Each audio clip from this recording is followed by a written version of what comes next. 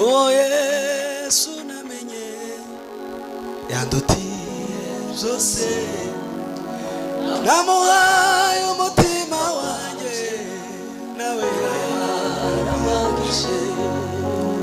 Ntabyago byantera ubwoba mbere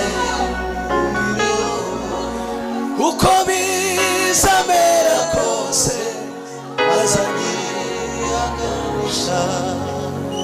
Uwo Yesu namenye yandutiye byose, namuhaye umutima wanjye nawe yaramwagije. Ntabyago byantera ubwoba mbere y'ubuhungiro uko bizamera kose azanyihanganisha. Haleluya, haleluya, Bwana sifiwe.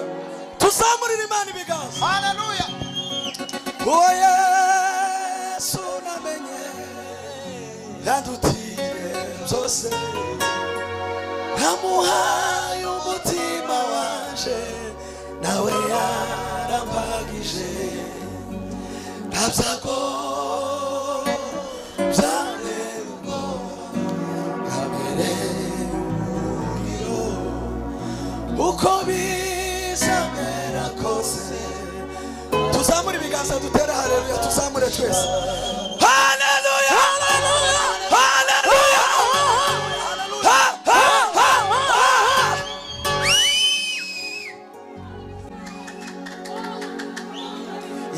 yanitosha neema ya Mungu iyo uzima kuyatambua kwenye mapungufu yangu.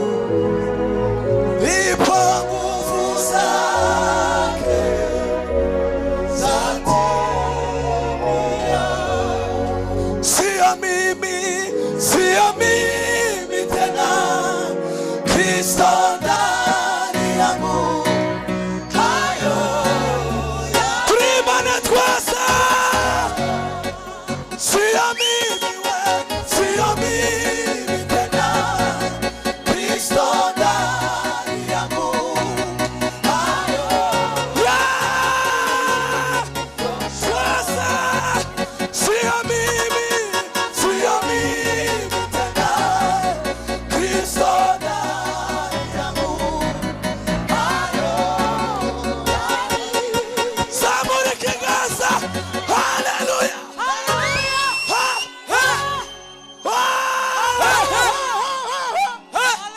uwo Yesu namenye yandutiye byose, namuhaye umutima arawunyura. Umutima wanje ujaho tike, uravuga ngo satisfied, satisfied. Tuzoba satisfied utamumenye, ntiwowe umumenya ngo umutima ureke kuba satisfied, kandi ntiwoba satisfied utamumenye. Impossible. Yanitosha neema ya Mungu ndiyo uzima kuyatambua kwenye mapungufu yangu. Hainipo nguvu zake zatimia, sio mimi tena, sio mimi tena, Kristo ndani yangu.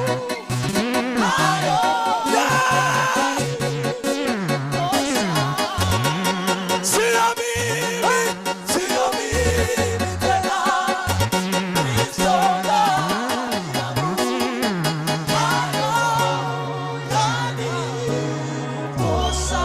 Impundu nyinshi kuri Yesu. Haleluya, Imana ibamugisha. Haleluya. Reka dukomeze na gahunda zacu.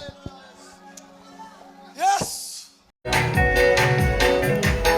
Ugiye cyo usenga amasengesho yacu agera